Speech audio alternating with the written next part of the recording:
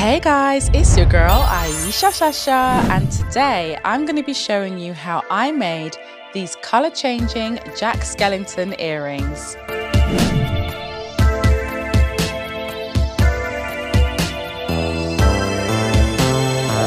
Now I'm going to be using products from the Sophie and Toffee Nightmare Before Christmas box. This box was absolutely excellent. I'm really pleased with the amount of molds that we got.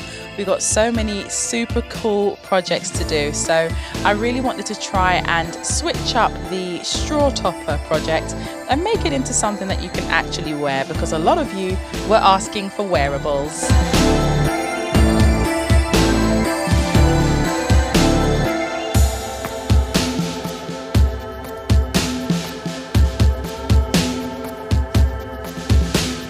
Now the cool thing about the glitter that I just added is that it actually changes colour when it's exposed to UV light, so it goes a kind of reddish orangish colour.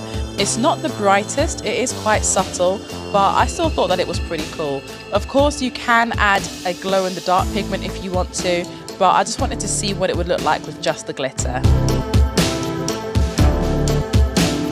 Here I'm just using a metal tool to try and poke out any air bubbles, and then I'm going to very carefully lay down the second part of this mold. Now initially I was trying my hardest to make sure that nothing was spilling over, but then I realized that I was getting quite a few air bubbles, so I figured let me actually just allow some displacement to happen, and I found that this actually worked a lot better.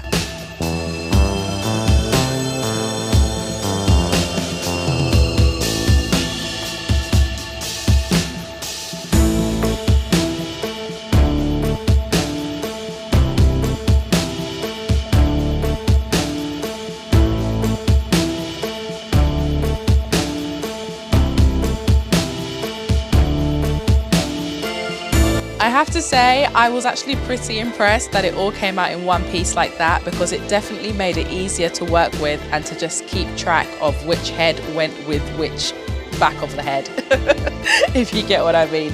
So when I was cutting them all out, I didn't cut them all out together. I did it literally one head at a time. I just thought it was easier to just work with one face rather than cutting out all 6 faces and then trying to match them up to like the 6 backs, because they're all different, you know, so it is best to sort of work out which head goes with which back and then just kind of work from there. Now the reason why this has a hole in it is because it was originally a straw topper mold, but I wanted to fill it up, so I simply placed the piece onto some bezel tape just to use that to hold it in place, and then I carefully poured in some resin, and I also added in the black chain as well, just to keep it nice and secure and to allow me to convert it into earrings later.